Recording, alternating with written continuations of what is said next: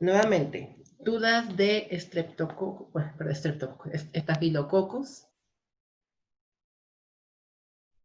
Ok. No. Ahorita vamos a ver lo que son los estreptococos y su importancia obviamente en medicina y las enfermedades que provocan.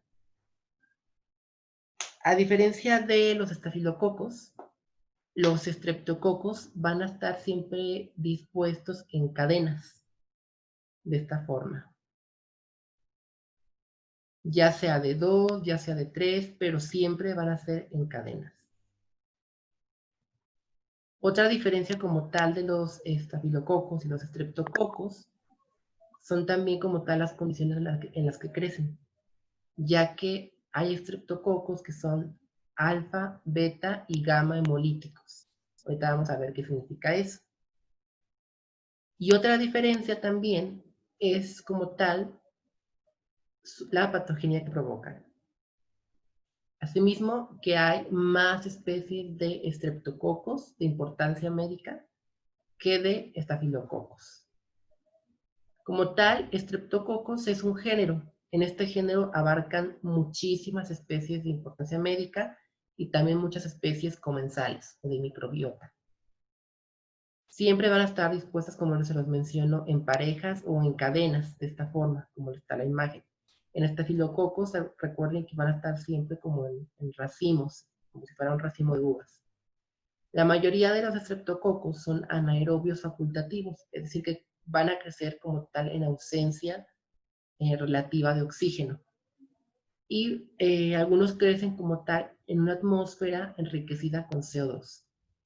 Para aislarlos siempre se va a requerir como tal de una muestra enriquecida con sangre o con suero. Es por eso que para cultivar estreptococos necesitamos forzosamente un agar sangre. Como tal, también algunos pueden fermentar carbohidratos y producir ácido láctico y son catalasas negativos. A diferencia de muchos estafilococos, los estreptococos son catalasas negativos. Es la diferencia. Como tal, en el agar sangre vamos a encontrar siempre que cultivemos este tipo de formaciones o este tipo de eventos. Existe una gran clasificación de estreptococos. Realmente la clasificación es tan amplia que no puedo como tal decirles solamente es esta o guíense solamente por esta, ya que hay muchas clasificaciones dependiendo de la hemólisis que provoca, dependiendo de la clasificación de sus antígenos, dependiendo de las enfermedades. Entonces, como tal, es muy grande. Por ejemplo, tenemos Streptococcus viridans, que son un grupo de estreptococos que provocan un cierto grupo de enfermedades. Y tenemos otro grupo otra clasificación, que es, por ejemplo, la clasificación alfa, beta y gamma, que es dependiendo como tal de la hemólisis. Entonces, su clasificación, al ser un grupo tan amplia, pues varía muchísimo. Como tal, la hemólisis, que es lo que les comento, va a referirse a la capacidad de la bacteria a lisar como tal los glóbulos rojos o la hemoglobina, mejor dicho. Si cultiváramos, por ejemplo, en agar sangre, pues el agar sangre también está complementado con hemoglobina, con sangre. Los estreptococos gamma hemolíticos tienen una nula como tal hemólisis. No provocan como tal hemólisis en el agar sangre. Los estreptococos alfa hemolíticos presentan una hemólisis pues leve, por así decirlo, no, parcial. Pero los beta hemolíticos son los que presentan como tal una hemólisis total. Se verían de esta forma. Alfa, beta y gamma. Ausencia de hemólisis.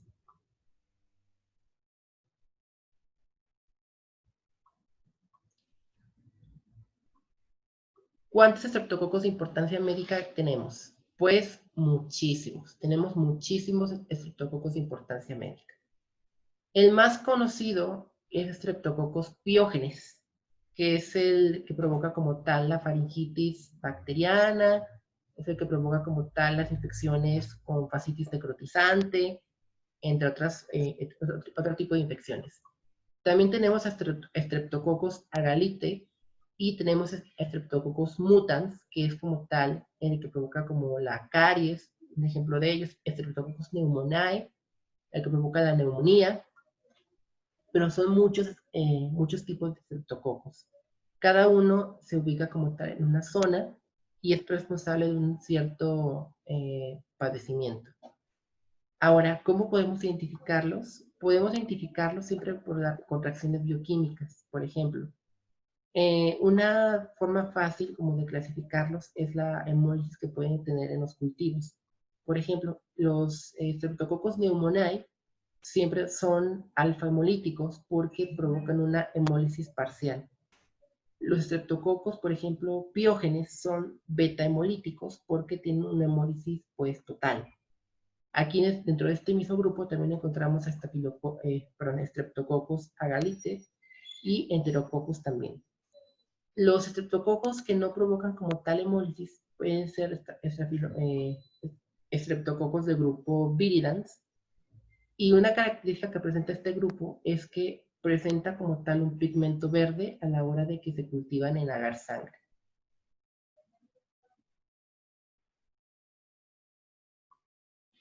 El sistema de clasificación A, B, C, F y G es un sistema de clasificación pues que se utiliza mucho para poder clasificar como tal los estreptococos.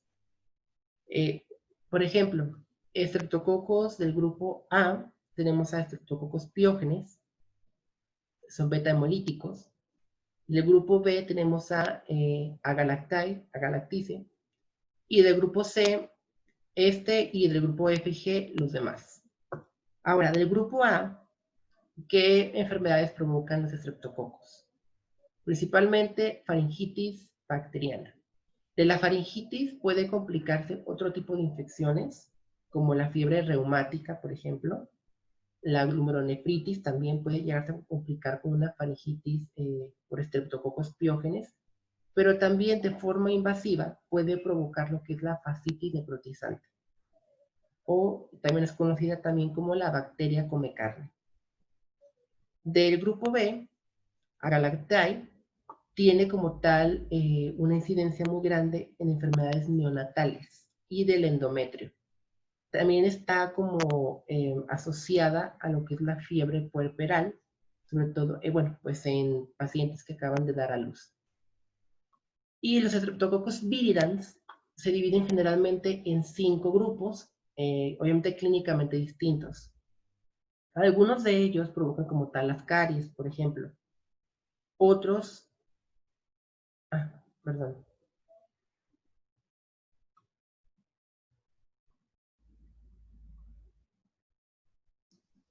Es que, bueno, ya dejé a Adrián entrar, pero no carga. Dile que me vuelva a enviar la solicitud.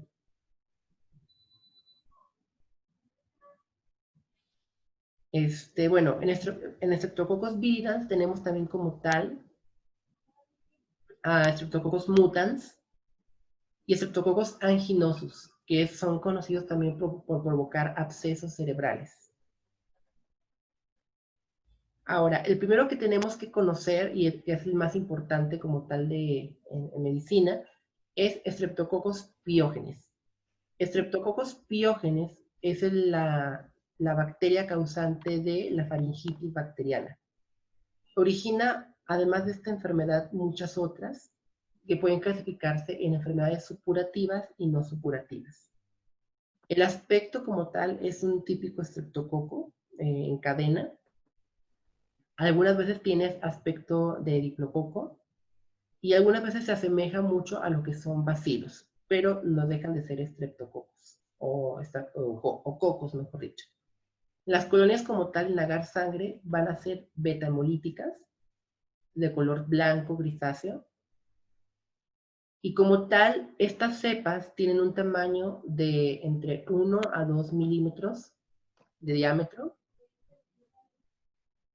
¿Qué factores de virulencia posee Streptococcus piógenes? Una de las principales es la proteína M, que es la proteína específica para que se asocien a estreptococos virulentos.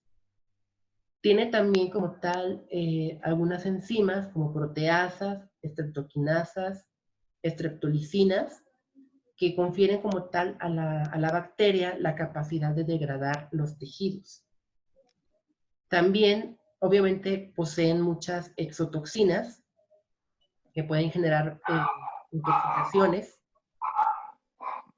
Hay un perro por ahí.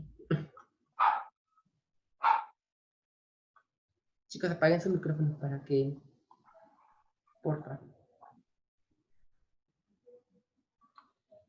También como tal tenemos otro tipo de factores como lo son las adhesinas o las fimbrias que tienen en la superficie de la bacteria, que le ayudan como tal a adherirse a la superficie de los tejidos que va a infectar.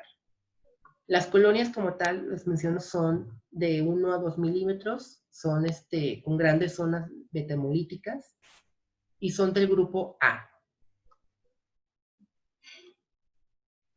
Las proteínas M hay de dos clases, 1 y 2. Las proteínas M de la clase 1 comparten antígenos con la clase 2 y carecen como tal de antígenos para este tipo de proteínas. Provocan como tal infecciones como la glomerulonefritis e infecciones supurativas como la fascitis necrotizante. También estas proteínas son importantes para la bacteria porque ayudan o interfieren con la fagocitosis. En este caso no tienen cápsula como tal, pero esas proteínas son las que ayudan a que la bacteria sobreviva a la fagocitosis. Entonces, como tal, la cápsula que ellos poseen o la estructura de protección que ellos poseen es de ácido hialurónico. A diferencia de los estafilococos, que es como tal de polisacáridos, la de ellos es de ácido hialurónico. Su patogenia, obviamente, pues va a radicar en lo mismo, tiene que adherirse como tal a la superficie de las células donde va a invadir, tiene que replicarse y producir un cierto daño como tal al tejido. Como tal, en este proceso, obviamente va a soltar toxinas, va a soltar una gran variedad de enzimas que van a ir degradando los tejidos. Esto en el caso de las enfermedades supurativas. Como por ejemplo, la fascitis necrotizante. La fascitis necrotizante es una enfermedad supurativa y yo creo que todo el mundo hemos como tal escuchado, hemos visto a lo mejor en algún video o en algún libro, que va a consistir en la necrosis como tal del tejido de un paciente. ¿Cómo es que puede llegarse a infectar un paciente con este tipo de bacterias en la piel? Pues generalmente puede llegar a infectarse un paciente cuando se rasca una herida. Ese puede ser un factor grande para que la bacteria pueda penetrar la piel. Sobre todo con personas que tienen dermatitis o tienen problemas como de la piel, tienen la piel muy sensible. Ahora, esta infección, que suele ser realmente muy grave y con una tasa de mortalidad muy alta, siempre se va a asociar también a toxinas termoestables, que son todas estas: SPA, B, C y F. Estas toxinas son las responsables de provocar como tal la fascitis necrotizante. ¿Cómo empieza la fascitis? Empieza como con un exantema, con una irritación en la piel, y poco a poco va extendiéndose hasta provocar una necrosis. Esta enfermedad tiene que distinguirse como tal de otra muy importante, la cual es la escarlatina. Más adelante veremos cuál es la diferencia entre una y la otra. Pero la invasión siempre va a estar mediada por la proteína M, que es la principal proteína de importancia virulenta, en este caso en esas bacterias, y la proteína F. Otras enzimas que son responsables como tal por ejemplo, de la hemólisis o de la lisis de los glóbulos rojos son las enzimas beta-hemolíticas y la streptolicina A y B. Estas enzimas como tal son provocadas o son, digamos, responsables de que las bacterias destruyan los glóbulos rojos. También destruyen lo que son los eritrocitos, las plaquetas, y en casos como tal de fascitis necrotizante, ayudan como tal a destruir también los tejidos. Otra enzima que es importante y que es responsable, por ejemplo, de la coagulación intravascular diseminada, en este caso de infecciones, es la streptocinasa, que de alguna forma la enzima transforma el enzimógeno, que es como tal responsable para la coagulación de las personas, lo degrada como tal y interfiere como tal en los procesos de la cascada de coagulación. ¿Dudas hasta aquí, chicos?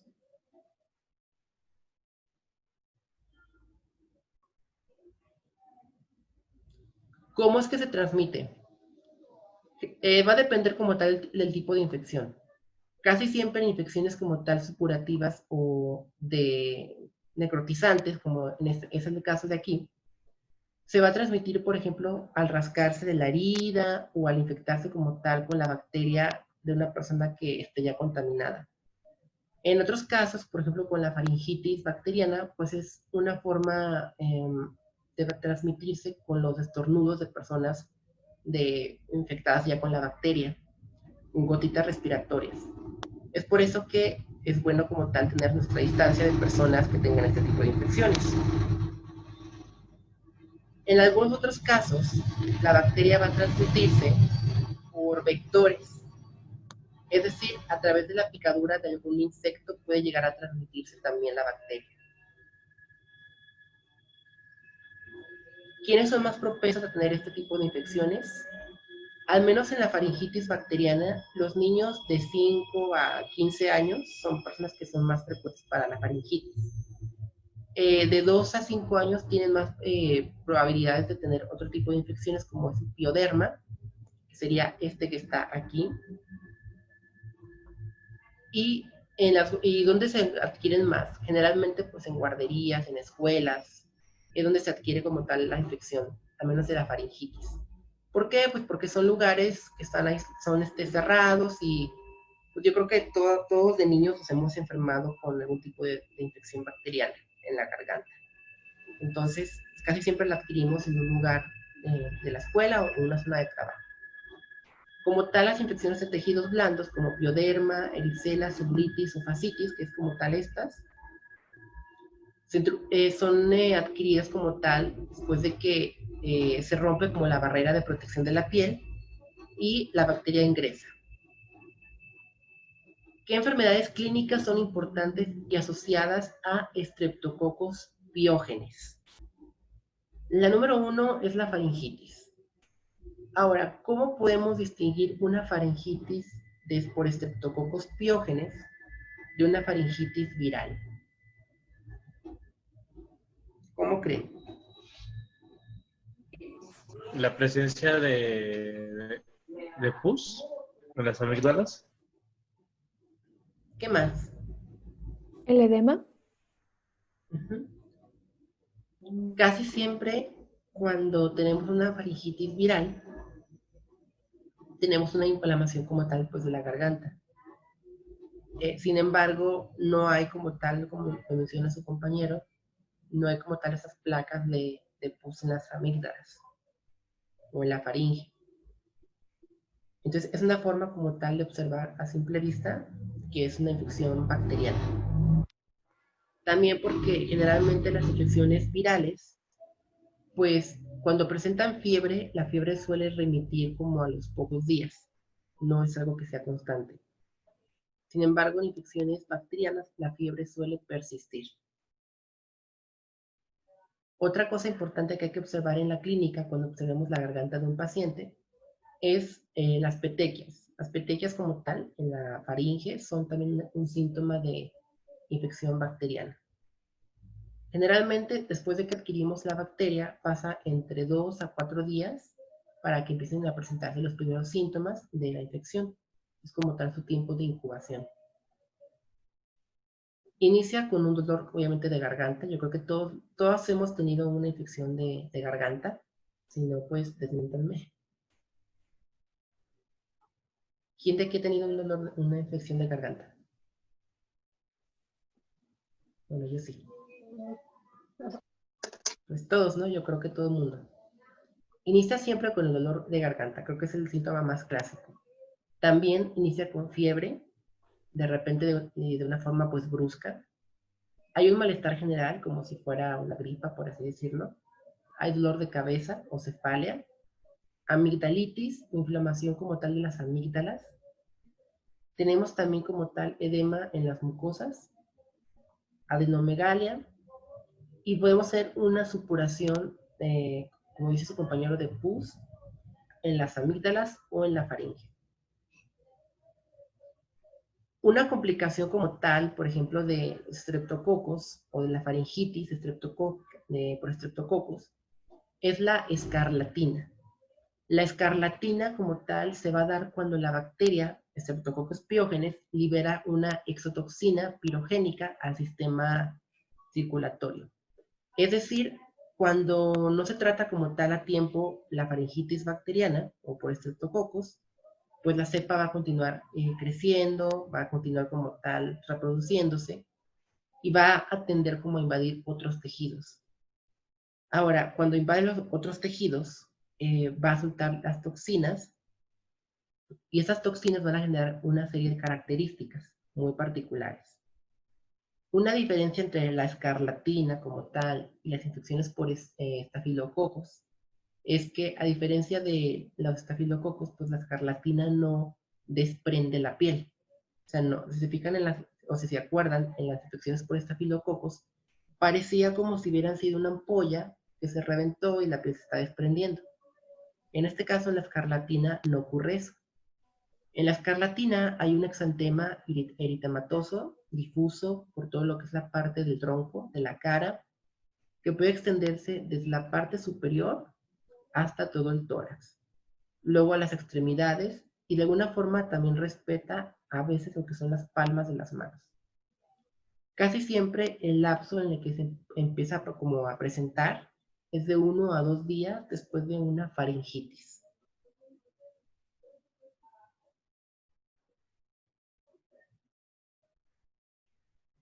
Como tal, pues respeta siempre también la zona peribucal, así como las palmas y las plantas de las manos. Y generalmente también la lengua empieza como a tener una pues, consistencia extraña, que son las líneas de Pastia o una descamación de la capa cutánea de la lengua. También se observa como tal una superficie roja y desnuda en la lengua y que estas pequeñas como tal ampollas que podemos observar. Esto sería provocado por así que una intoxicación por la toxina de Streptococcus pyogenes. En niños pequeños que generalmente viven en condiciones pues muy deplorables o muy insalubres, que no tienen como tal tanto acceso a los sistemas de salud, tenemos otro tipo de infecciones que ya son infecciones supurativas. ¿Cómo qué? Como por ejemplo el pioderma. El pioderma, o también se conoce como impétigo, es una infección también localizada de la piel, donde se forman como tal vesículas, y donde se adquiere por una infección en un arañazo, en una picadura. Por eso, por ejemplo, cuando les dicen que no se rasquen cuando les pica un mosquito o algo por el estilo, pues es por esto, porque pueden llegar a infectarse las heridas. Y cuando se infectan, pues generan este tipo de infecciones. Empieza como tal, como una úlcera, y después se va diseminando como una pequeña llaga, por así decirlo. No es tan común ver este tipo de infecciones, por ejemplo, en pacientes de ciudades, por ejemplo, pero sí en pacientes que tienen recursos muy bajos, o que son muy, muy pobres.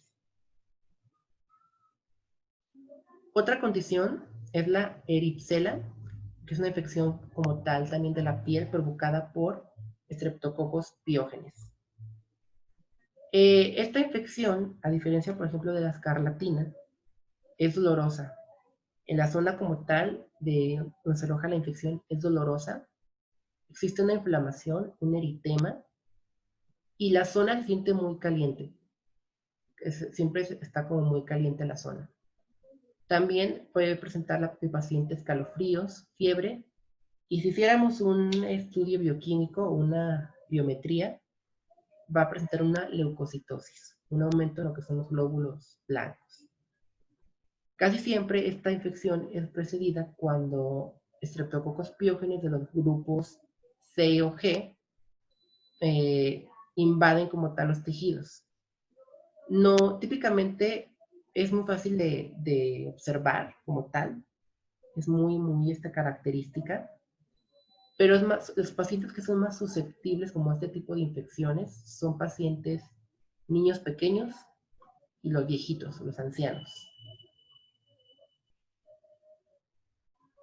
La celulitis como tal es otra infección de la piel que de alguna forma no está clara como tal, no está muy clara su distinción entre eh, una piel infectada y una no infectada. Sin embargo, podemos observar como tal este enrojecimiento, podemos observar como tal estas ampollas en la piel y también es una infección local y que tiene ciertos síntomas sistémicos. Un ejemplo de estos es por la fiebre, también puede haber fiebre en lo que es la celulitis, pero la más grave de todas es la fascitis necrotizante, que es como tal una gangrena producida por estreptococos. ¿Cómo es que se adquiere esto? Igual, tiene que infectarse la herida o una roncha o algo que donde ingrese la bacteria a la dermis y dentro de la dermis la bacteria literalmente va a provocar una necrosis del tejido. Esta necrosis va a ir aumentando y va a provocar lo que es esto. ¿Quién de ustedes ya conocía la fascitis necrotizante? ¿Había escuchado de ella?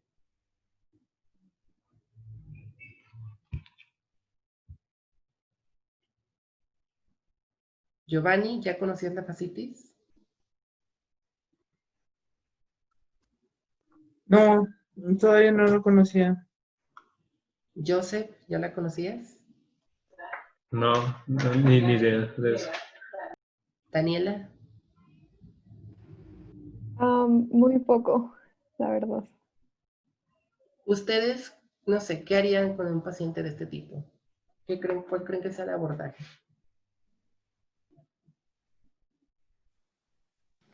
Yo creo que ya sería amputar, ¿no? La parte, Ay, qué drástica, ¿no? qué drástica. ¿Injertos de Depende de piel? cómo esté, ¿no? Ok, pero si haces injertos de piel y todavía está la bacteria ahí, ¿de qué va a servir? Es que ahí está el detalle, ¿no? Si la... Una asepsia primero, después se puede intentar con... Tienes que debridar y después hacer un injerto de piel. ¿Quién ha visto Grey's Anatomy? Yo. En muchos capítulos sale este tipo de infecciones. Entonces, es cierto, en este caso no podemos dar un antibiótico, al menos no de primera instancia. Lo que se hace siempre en la fascitis necrotizante es cortar todo el tejido infectado. Hay que quitar todo el tejido que tenga la bacteria o que esté necrosándose. Es por eso que a veces quedan como tal estas marcas o pues sí, estas secuelas. Porque literalmente tenemos que quitar esta sección de piel, de carne, de la zona, para poder, pues, en teoría, salvar al paciente. No podemos como tal hacer otra cosa. Como tal, esta infección... Mande. ¿Esa bacteria en dónde comúnmente se encuentra? O sea, ¿está en la piel o viene del ambiente? Bueno, No, es una bacteria que tenemos también como tal en parte de nuestra microbiota, pero no es propia como tal que se encuentre en la piel. entonces, es oportunista.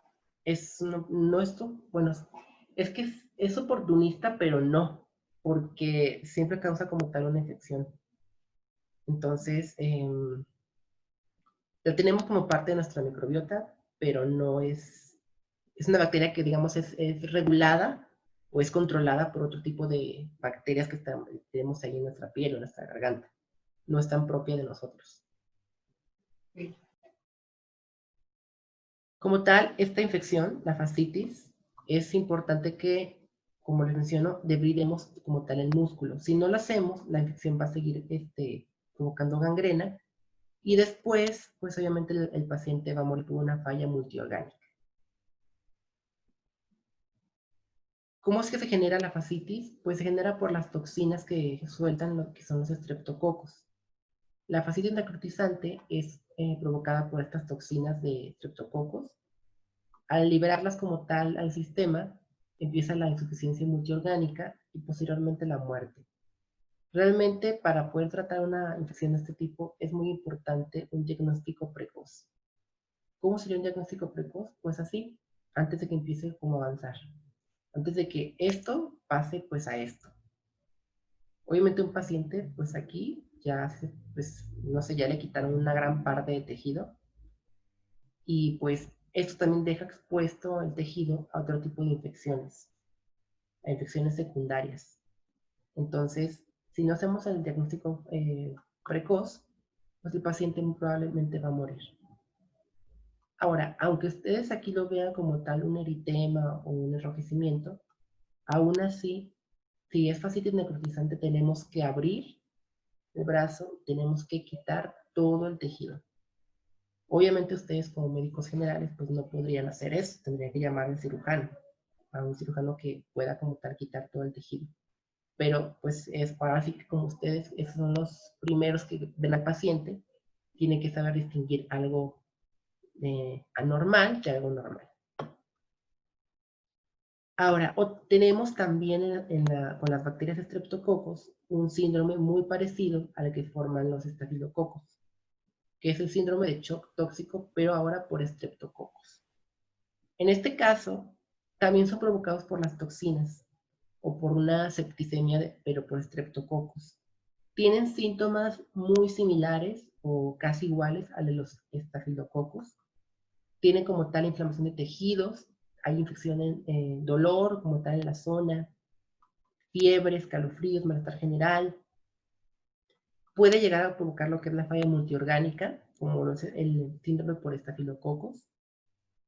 ¿Cómo es que podemos detectar o diferenciar de una bacteria y otra? Pues en este caso tenemos que tomar muestras sanguíneas. Si la bacteria ya está en la sangre, tenemos que cultivarla en agar sangre. Y si observamos que es estafilococos, pues dar tratamiento para estafilococos. Si identificamos que es estreptococos, pues dar un tratamiento específicamente para estreptococos. Aquí sí tenemos que diferenciar una bacteria de la otra, ya que ambos tratamientos pues son distintos. En pacientes, por ejemplo, que tienen VIH, cáncer, diabetes, otro tipo de afecciones, es muy frecuente que este síndrome llegue a complicarse. ¿Por qué? Pues porque su sistema inmunológico está de alguna forma también comprometido. Y esto siempre va a avanzar como tal a la septicemia y obviamente después a la muerte. Generalmente todos los pacientes que tienen una infección por estreptococos en sangre, pues tienen una tasa de mortalidad muy alta, del 40%. Algo que también es, bueno, que puede llegarse a dar, pero sobre todo en pacientes mujeres que han dado a luz, es la fiebre puerperal, que es cuando los estreptococos entran al útero y generan una infección.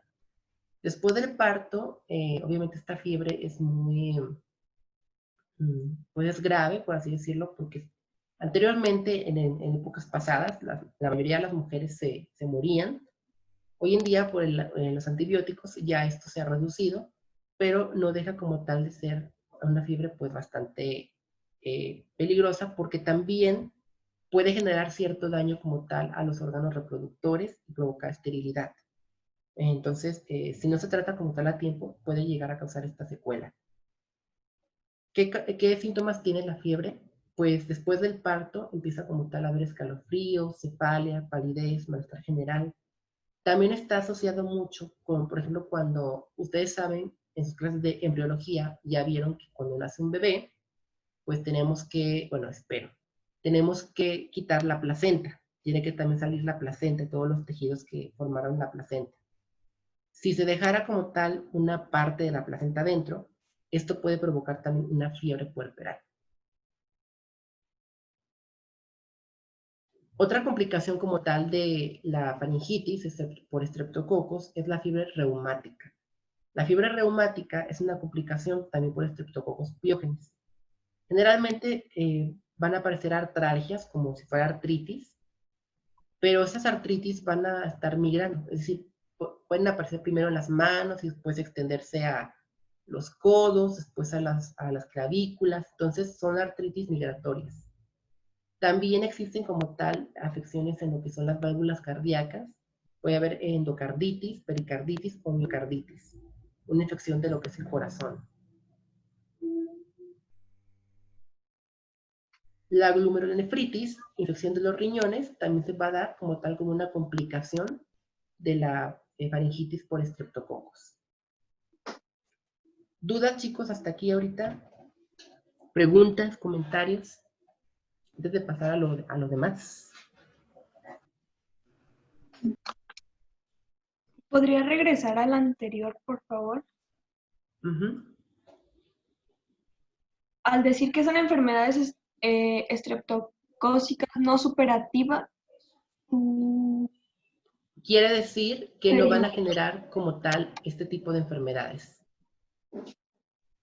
No van a generar como tal fascitis necrotizante, no van a generar celulitis, eripsela, pioderma. Estas son enfermedades supurativas, precisamente por la característica que presentan. Las no supurativas no generan ese tipo de enfermedades. Generan, por ejemplo, la fiebre reumática, la glomerulonefritis. La faringitis, por ejemplo, también es una enfermedad supurativa porque pues, podemos observar como tal las placas de pus en las amígdalas. A eso se refiere con enfermedades no supurativas.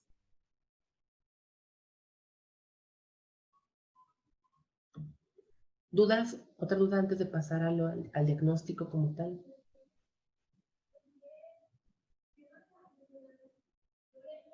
Okay. Bueno, para poder diagnosticar una enfermedad por estreptococos piógenes, número 1, como les menciono, hay que tener en cuenta la clínica. La clínica del paciente es muy importante. Número 2, hay que saber tomar los análisis, la muestra. Y número 3, hay que ver con el laboratorio el cultivo, los antígenos, o en este caso también podemos utilizar una prueba de ácidos nucleicos para poder detectar la bacteria. Bueno, entonces la glomerulonefritis aguda es una complicación de una enfermedad por estreptococos, en este caso una faringitis complicada. También se va a dar por lo que es la toxina, las toxinas de los estreptococos, que pueden llegar a viajar por lo que es el torrente sanguíneo, y en el riñón van a provocar como tal este tipo de afecciones. Ya vamos a ver también en vías urinarias o en urocultivo que la glomerulonefritis también puede ser asociada cuando las bacterias llegan directamente al riñón, pero en este caso no es así porque no, a menos que sea una septicemia, pues llegarían a esa zona.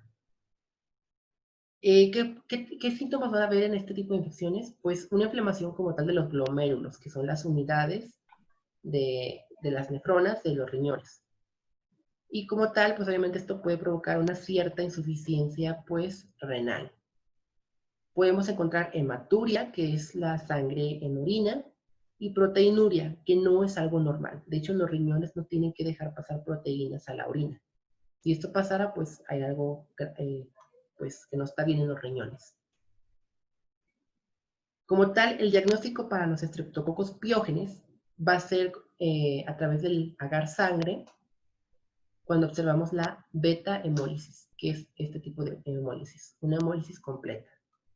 Para esto hay que hacer un exudado faríngeo, que es la primera práctica o el primer cultivo que ustedes van a hacer en casa. Obviamente, al no tener como tal este agar en casa, pues no vamos a poder ver si son estreptococos piógenes o otro tipo de microbiota, perdón. Pero es la primera práctica que ustedes van a hacer. Ahora, les comento aquí que es importante que lo que yo voy a calificarles en su práctica de cultivo o de exudado faríngeo va a ser la técnica con la que lo hagan. Quiero ver como tal que hagan la técnica correctamente, que la hagan aséptica, que la hagan como tal el cultivo correctamente. Eso es lo que les voy a calificar. Como tal, también hay que ver una prueba para catalasa. Si es positiva, van a ser pues, estreptococos piógenes. Se puede detectar también los antígenos con serología, o se puede hacer también una extracción de ADN para poder ver los genes asociados a estreptococos piógenes. Pero, pues en sí las pruebas de ácidos nucleicos no son tan indicadas para bacterias, a menos que sea una infección pues no específica. En el caso de la detección de antígenos, podemos verlo de esta manera. Si colocáramos, por ejemplo, el suero del paciente, el plasma, en estos pocitos, en estas secciones, agregaríamos como tal los antígenos o los anticuerpos. Si fuera positivo, se vería de esta forma, si fuera negativo, de esta forma.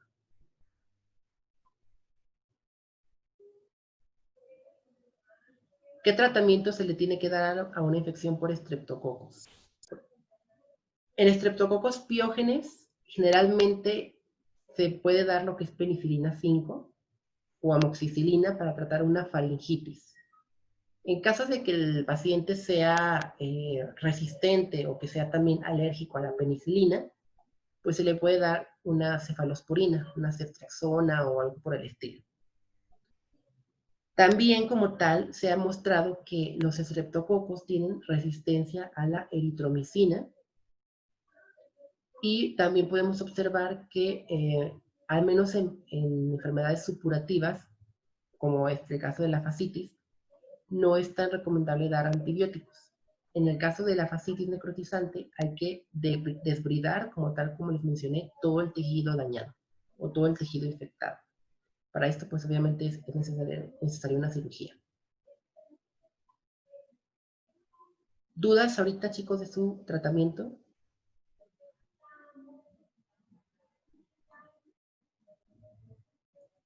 Repasando, hay que dar penicilina 5 o amoxicilina para faringitis.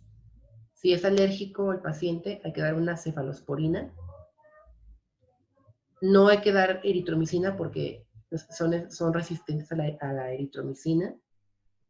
Y en enfermedades supurativas, como es el caso de la fascitis, hay que desbridar todo el tejido. Hay que quitar todo el tejido. Obviamente, Por ejemplo, perdón, sí, dime. disculpe, es que decía que en glomerulonefritis no se, o sea, estaba lo que era ningún antibiótico. ¿Qué se No, haría en esos casos? es bueno, en el caso de la glomerulonefritis no está indicado ningún antibiótico porque en sí la afección es provocada por las toxinas de estreptococos piógenes. Entonces, en este caso lo que hay que hacer es limpiar como tal pues la sangre. Se puede dar como una, ¿cómo les diré? Una hemodiálisis. ¿Mande? Yo decía un diurético, pero no, o lo que viene siendo la otra. No te escuché muy bien, es que creo que tu micrófono tiene mucha interferencia.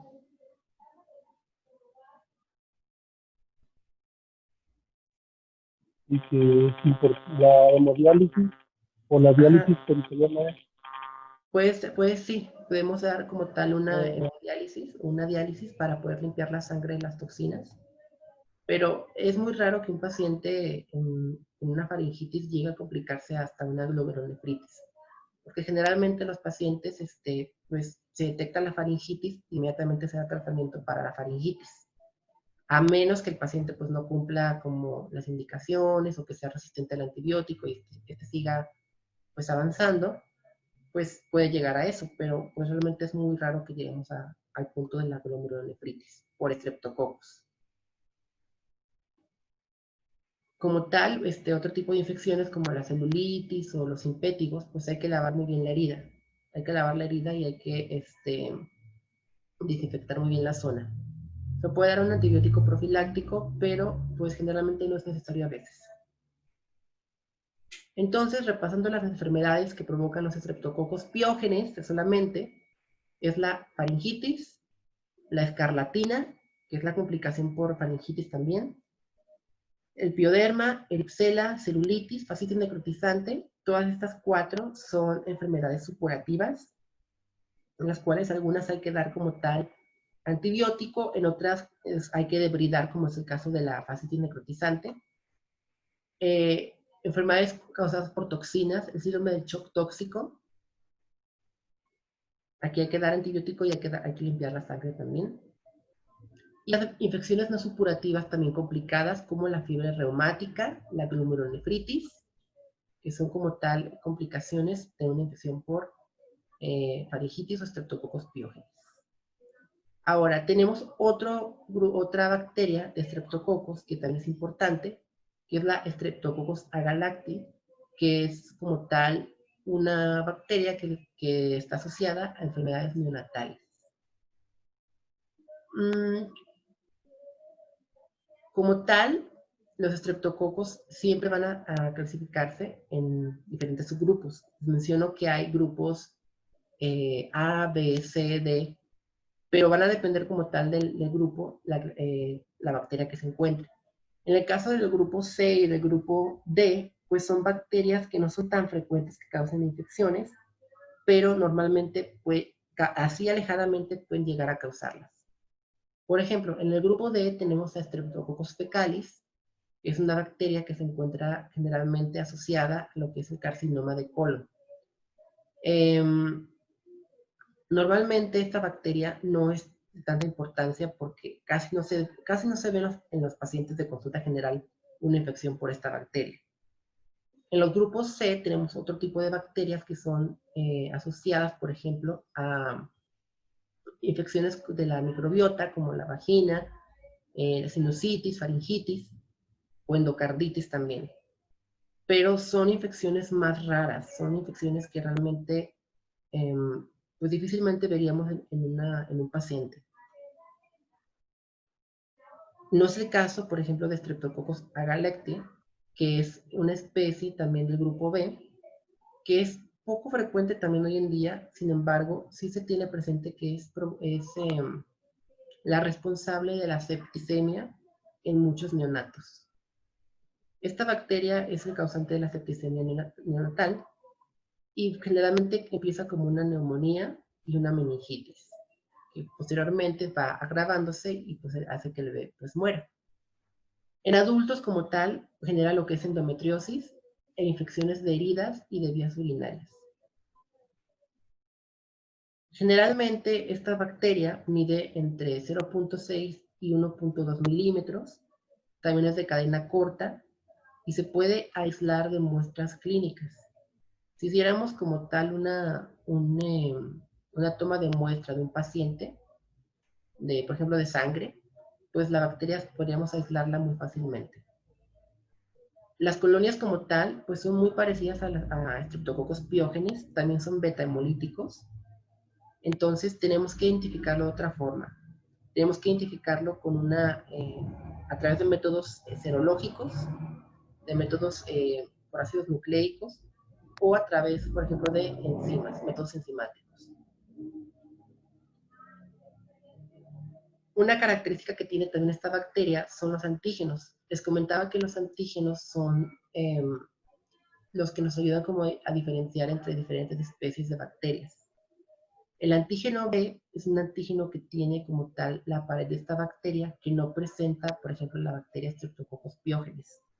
Este antígeno B es lo que nos permite como tal también identificarlo y separarlo de los demás antígenos, bueno, o de las demás bacterias de Streptococcus. Generalmente la bacteria ingresa o empieza como tal a provocar daños al cuerpo del bebé gracias a la cápsula que tiene de polisacáridos, ya que esta interfiere con la fagocitosis. Y generalmente, ¿quiénes son los que están más propensos a este tipo de infecciones? Pues los bebés que nacen de forma prematura. Los bebés prematuros son los bebés que tienen más probabilidades de tener una sepsis por estreptococos de este tipo.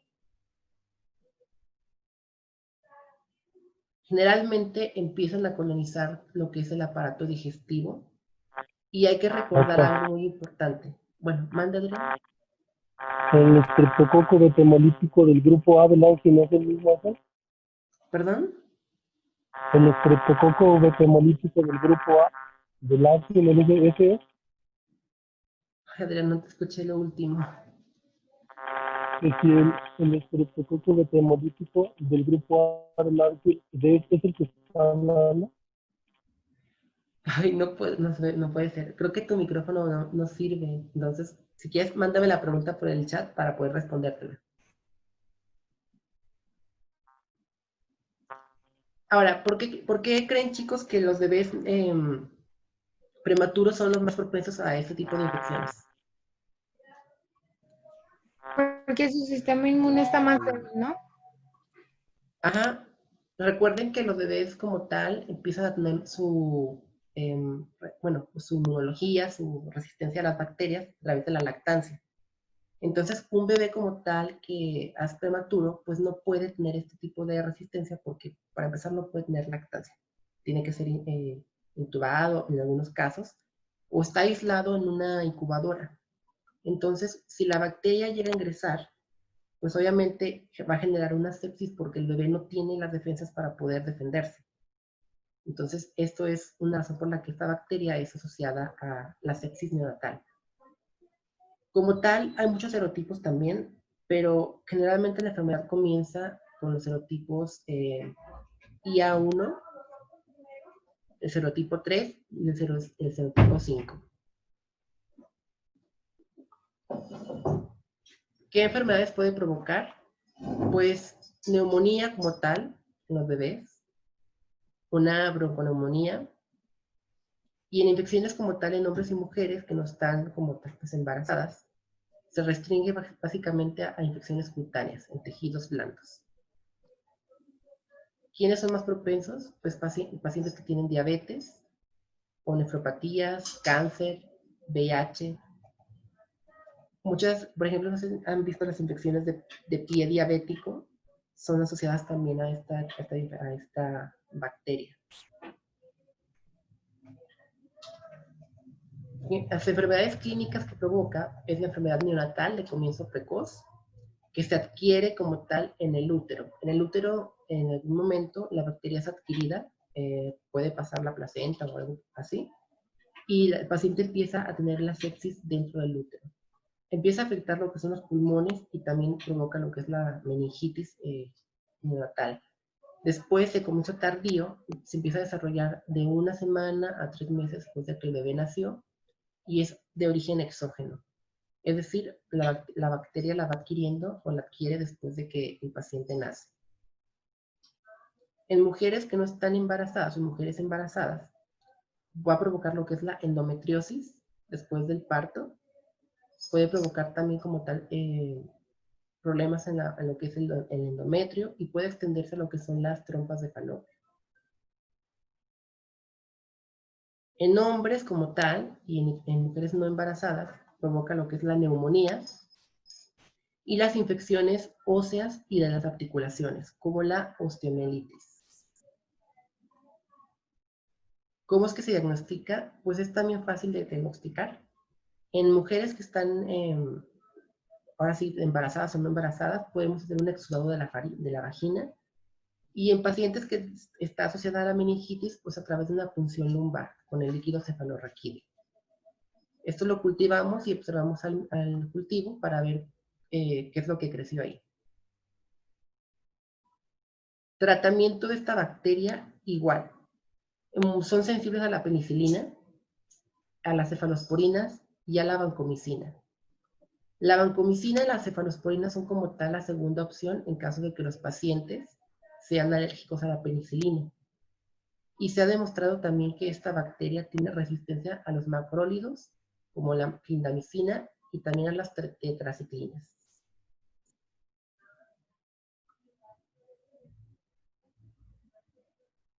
¿Qué factores propician esta infección? Pues generalmente, aquí es muy curioso porque la infección siempre está propiciada cuando la mujer que va a parir tiene temperatura antes del parto. Una persona que tenga temperatura mayor a 38 grados antes de parir tiene una gran probabilidad de pasarle la bacteria al bebé. Entonces, generalmente para que esto no ocurra, se tiene que dar como tal un antibiótico que es la penicilina G 4 horas antes del parto para que sea más baja la probabilidad de que los neonatos presenten este tipo de infección.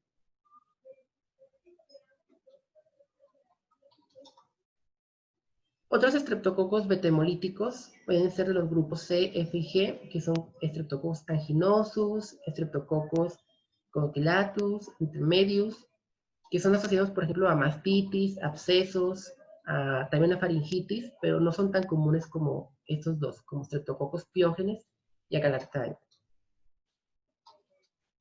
Streptococcus del grupo Viridans, pues son estreptococos que tienen este pigmento verde a la hora de que crecen en agar sangre.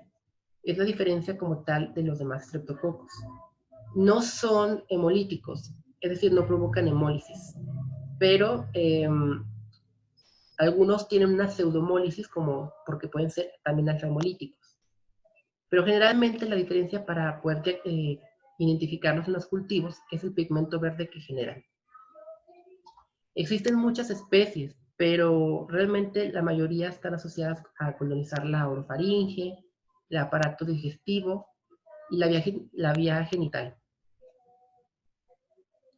Les mencionaba, por ejemplo, también en las clases de la microbiota, que uno de los que son como importantes son los que provocan las caries, como Streptococcus viridans o Streptococcus mutans. Estos son asociados porque pues, pueden fermentar lo que es el azúcar, y el azúcar se convierte en ácido, y este ácido va a desmineralizar lo que son los dientes.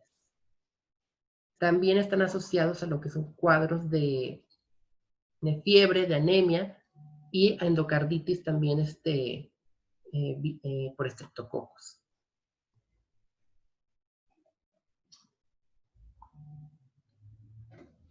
Otro importante es Streptococcus pneumoniae, que es el que provoca como tal la neumonía. Existen cepas que no son patógenas, cepas que no tienen, por ejemplo, cápsula. La cápsula es la que les confiere a estas bacterias la capacidad de ser patógenas o de no ser patógenas. Ya en clases como tal anteriores vimos que Pasteur y otras personas la aislaron hace más de 100 años. Siempre están dispuestas como tal en diplococos, como es el caso de esta bacteria de aquí, este grupo. Cosa que en Streptococcus pyogenes no. En Streptococcus pyogenes son de cadenas más largas. Streptococcus pneumoniae son de cadenas más cortas. Son responsables, como les menciono, de la neumonía, sinusitis, otitis media y también de septicemia. Una ventaja como tal de esta bacteria es que sí existe una vacuna. La vacuna para el neumococo generalmente se pone en los bebés, se pone en los neonatos, en los niños, en diferentes dosis a lo largo de un tiempo. Sí existe vacuna para esta bacteria. Generalmente son bacterias que miden de 0.5 a 1.2 milímetros. No tienen o no son alfa-hemolíticas, algunas no provocan hemólisis. Y bueno, carecen también de la actividad catalasa. No presentan una enzima catalasa. Como tal, pueden fermentar aminocarbohidratos y producir ácido láctico. Degradan la hemoglobina y crecen en medios con una cantidad elevada de glucosa, pero después de un tiempo empiezan a morir porque pues, la glucosa se vuelve tóxica para ellos también. ¿Cómo es que se adquiere? Generalmente está muy asociada a lo que es enfermedades nosocomiales o adquiridas dentro de un hospital, sobre todo en pacientes que están inmunodeprimidos y en pacientes que están intubados. Son las formas en las que tienen más propensidad a adquirir una infección por Streptococcus pneumoniae. Para diseminarse o reproducirse en lo que es el pulmón, los senos paranasales, y pueden migrar a lo que es el sistema circulatorio y también a lo que es el líquido cefalorraquídeo, provocando también lo que es la meningitis. Generalmente, pues la cápsula es la que les confiere la patogenicidad porque evita que los macrófagos los destruyan. Entonces, esa es la importancia como tal de la cápsula.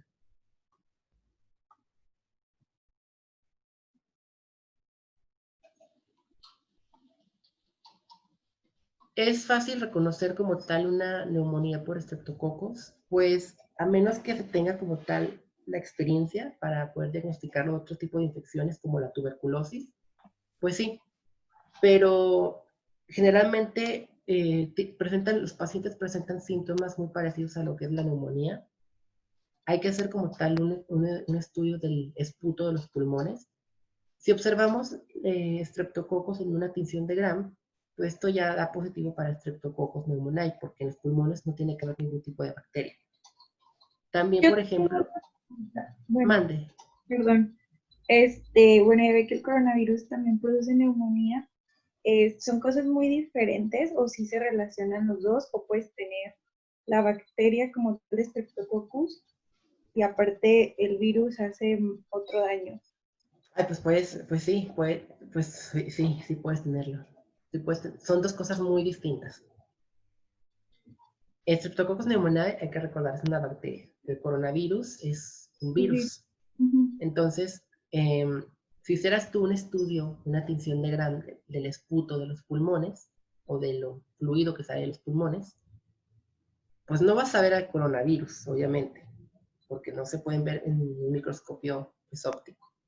Lo que sí podrías ver sería Streptococcus pneumoniae. Ahí te da una prueba positiva para una neumonía con Streptococcus pneumoniae. Si tú das como tal, por ejemplo, antibiótico para la neumonía y el paciente sigue presentando síntomas, puede haber dos causas. Una, que probablemente la bacteria es resistente, o dos, que ya mataste la bacteria y hay otro factor, como el virus, que está provocando pues, la neumonía. Ok. Así, son cosas totalmente distintas.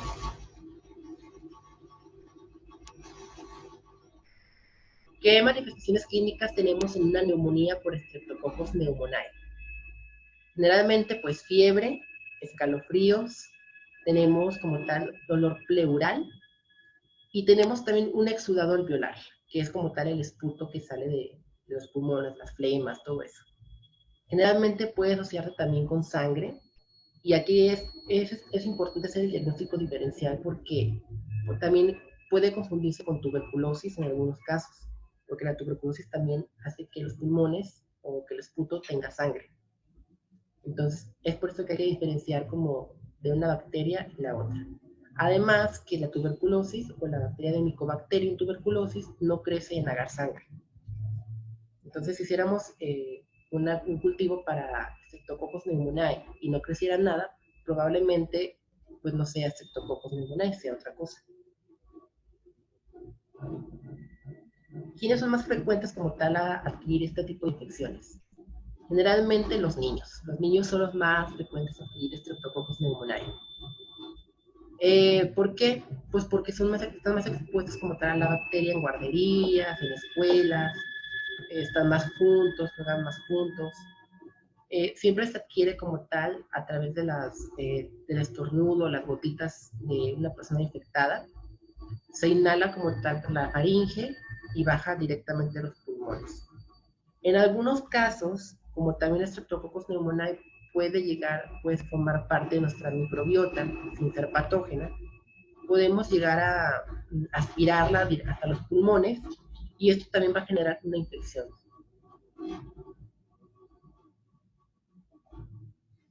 Entonces, la más grave, pues es la neumonía, que es como tal cuando las bacterias se multiplican en los alvéolos. Siempre va a ser una forma brusca, va a aparecer una forma brusca y con una fiebre mantenida, es decir, que no va, digamos, a parar, mayor a 39 grados o inclusive hasta 41 grados centígrados. Aquí es importante y es peligroso porque una fiebre mayor a esta temperatura, pues ya empieza como a haber convulsiones en el cuerpo y empieza a haber cierto daño también cerebral si no se baja la fiebre completamente. La tos va a provocar como tal, pues obviamente dolor en el pecho y puede presentar como tal también un exudado de flemas llenas de sangre. Casi siempre la mortalidad es del 5%, es muy baja en las personas que se mueren por neumonía por estreptococos, pero sí es frecuente también los pacientes que tienen derrames pleurales. Una complicación de la infección es que el paciente pueda tener un derrame de las pleuras, del líquido pleural, lo que va a generar un hemotórax en caso de que sea con sangre, neumotórax.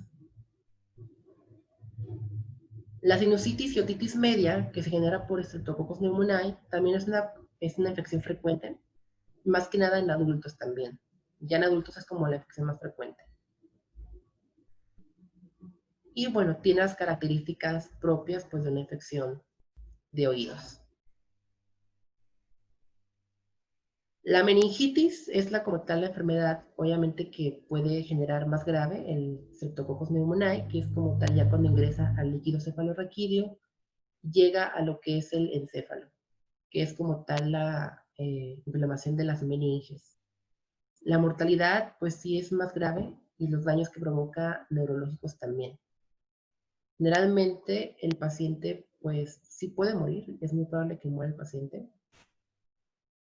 ¿Y cómo es que se llega como tal a la bacteria acá? Podemos aspirarla como tal. La infección puede, digamos, empezar en lo que son los senos paranasales, en la parte de aquí. Y de ahí puede pasarse a lo que es el encéfalo. Puede, por algún trauma del cráneo, pasar a lo que es el encéfalo. La septicemia también, obviamente, es frecuente. De 25 a 30% de los sujetos con neumonía la presentan. Y hasta un 80% de los pacientes con meningitis por esta bacteria presentan septicemia, lo cual pues obviamente es una causa de mortalidad alta. ¿Cuántas bacterias hemos visto el día de hoy, chicos? De importancia médica. Un chorro, maestra. Pero así las que más importantes, las que les menciono, las que les hice como más énfasis, ¿cuáles serían? Streptococcus pyogenes. Ajá. Streptococcus pneumoniae, Agae, no me acuerdo cómo era, pero era neonatus. Ajá. La Galactic. Mutas, bueno, también lo mencionó. Staphylococcus aureus. Epidermis. Epidermidis. Hemos visto aproximadamente 6 bacterias. Entonces son 6 fichas las que tienen que hacer ahorita. Háganlas con calma, o sea, para que también estudien. O sea, el punto de las fichas no es que las hagan nada más así para entregármelas, es para que las hagan también y que les sirva como guía de estudio. ¿Cómo no me las van a entregar ahorita?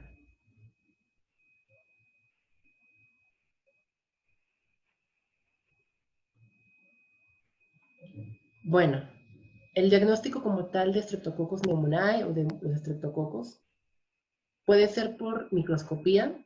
En microscopía vamos a tener siempre, dependiendo de la zona.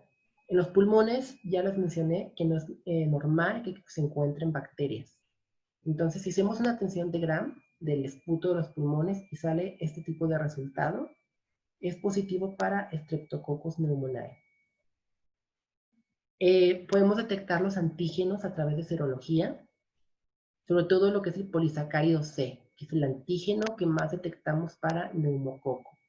Este antígeno, curiosamente, lo podemos identificar en lo que es la orina.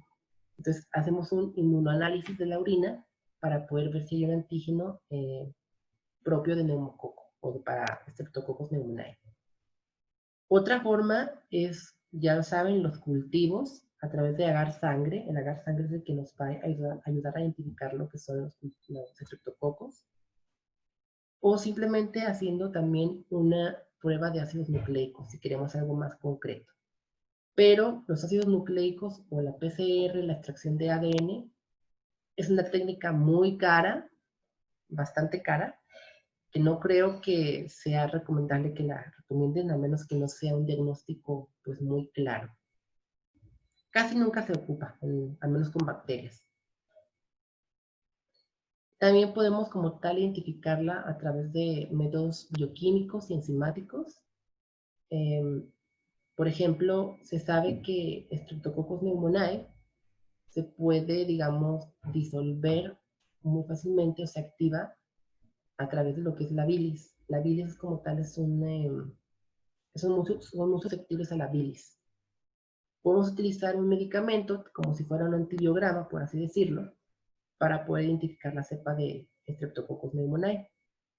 Este compuesto, que es como la bilis, por así decirlo, disuelve evita que el crecimiento del estreptococo, o mejor dicho, los disuelve.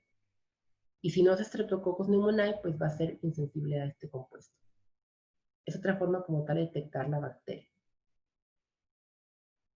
También, para tomar la muestra, en el caso de pacientes con neumonía, podemos utilizar un broncoscopio, que eso ya espero que se los enseñen a utilizar ya en clínicas. Tomamos la muestra del paciente directamente de los pulmones y con esto ya lo procesamos también. El tratamiento generalmente para enfermedades por Streptococcus pneumoniae es ceftriaxona. La ceftriaxona como tal es el medicamento que se utiliza para este tipo de infecciones, ya que se tiene como tal una resistencia grande a lo que son los macrólidos, como la eritromicina. Hay resistencia a la penicilina, las tetraciclinas. También hay resistencia a ceftriaxona, pero en menor grado. Entonces es como parcialmente sensible a ceftriaxona.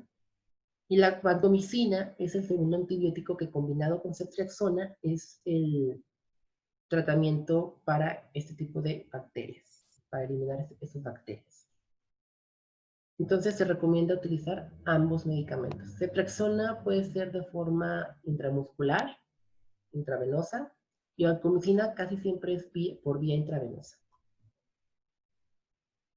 La prevención como tal, pues obviamente existe la vacuna para el neumococo. Generalmente son para 3 serotipos.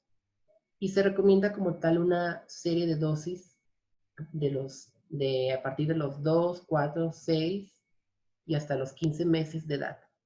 Son como las vacunas que normalmente se les ponen a los bebés.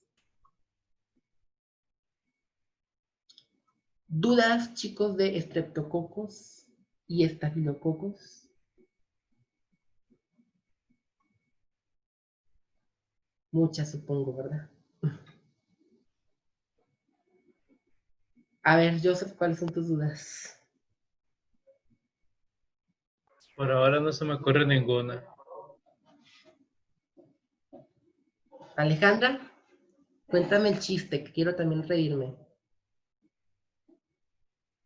No, maestra, nada, es que me da risa ¿Qué? la cara de un amigo porque se está durmiendo, pero no más. Ah, a ver quién es para ponerle falta. A ver, déjame ver. Maestra, pero yo sí tengo una duda. De lo que había Dime. dicho que íbamos a hacer apuntes y fichas, ¿eso para cuándo es o cómo? Ah, hasta el final del semestre. Ah, ya me había asustado. No, o sea, las fichas como tal son un trabajo que van a ir haciendo durante el semestre, pero es como tal un trabajo final del semestre, todo su trabajo. Es importante que las hagan, como les menciono, porque no les dejo el trabajo nada más por querer dejárselos, o sea, por querer saturar su trabajo. Esas fichas les pueden servir. Apaguen su micrófono, chicos, porque tiene mucha interferencia. No sé quién lo tenga. Esas fichas como tal se las pido para que ustedes vayan estudiando tanto para sus exámenes, es como una guía de estudio, por así decirlo, un resumen de lo que vemos de la bacteria, las enfermedades que causa la bacteria, los síntomas, el tratamiento. Pero también esas fichas en algún futuro pueden llegarles a servir para que si ustedes no recuerdan algo, pues nada más las consulten y ahí vean, pues para estreptococos tengo que utilizar este antibiótico, para estreptococos esta es la clínica que tiene. Es por eso que se las pido. Ahora sí que si lo hacen mal, pues ya es su responsabilidad, ¿verdad? Maestra, ¿podría repetir los nombres de las bacterias? Claro. El día de hoy vimos aproximadamente 6 bacterias, que son Staphylococcus aureus, Staphylococcus epidermidis,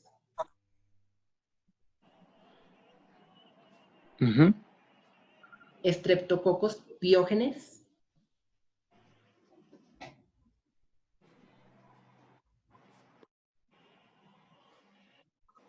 Streptococcus pneumoniae,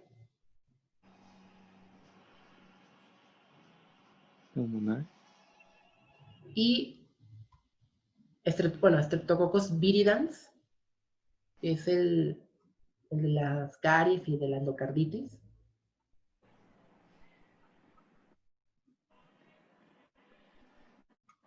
y Streptococcus agalactae. Son 6 bacterias que vimos hoy de importancia médica. Son como las más significativas que ustedes tienen que conocer ahorita. Obviamente existen muchísimas más, pero pues ahorita por lo pronto, ustedes como médicos generales son las bacterias que con más frecuencia van a generarles infecciones en su consulta general. Entonces, son hasta ahorita 6 bacterias de importancia. De todos modos, igual en los libros que les pasé, ahí viene toda esta información. Si quieren dar como una leída más a profundidad, o si quieren solamente buscar algo en específico, pues están también en los libros. Voy a dejar grabadas las clases para que ustedes puedan consultarlas en el momento que lo requieran, para estudiar o para recordar algo que hayamos visto. ¿Ok? Entonces, bueno, si no hay dudas, chicos, los vería la próxima clase.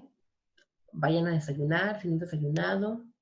Estírense poquito, refresquense poquito, porque esta clase pues estuvo bastante larga y pues pesada.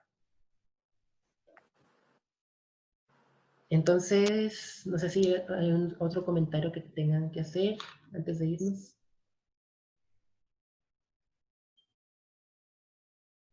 Entonces, los vería hasta el próximo miércoles.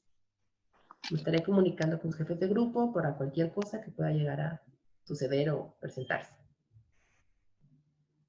Sí, está bien. Bueno, Sí, está bien. chicos, entonces vayan a desayunar, cuídense, nos vemos pronto. Bye. Nos vemos, gracias. Gracias. Bye, bye. Gracias.